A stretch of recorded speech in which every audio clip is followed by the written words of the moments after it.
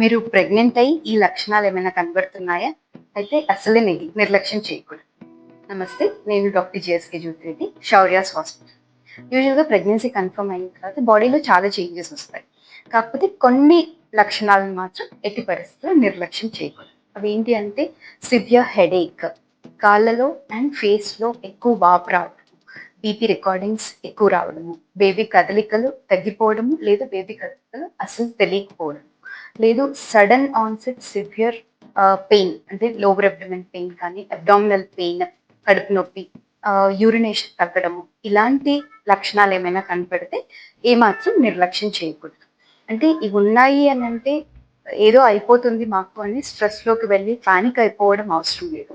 కాకపోతే ఇలాంటి టైంలో ఇమ్మీడియట్గా డాక్టర్ని కన్సల్ట్ అవ్వడం ఇంపార్టెంట్. యూజువల్గా టైమ్లీ ఇంటర్వెన్షన్, టైమ్లీ ట్రీట్మెంట్ వల్ల తల్లి బిడ్డ ఇద్దరు క్షేమంగా ఉండేలాగా చూస్తాం. And each and every pregnancy కూడా ప్రెషియస్ ప్రెగ్నెన్సీ.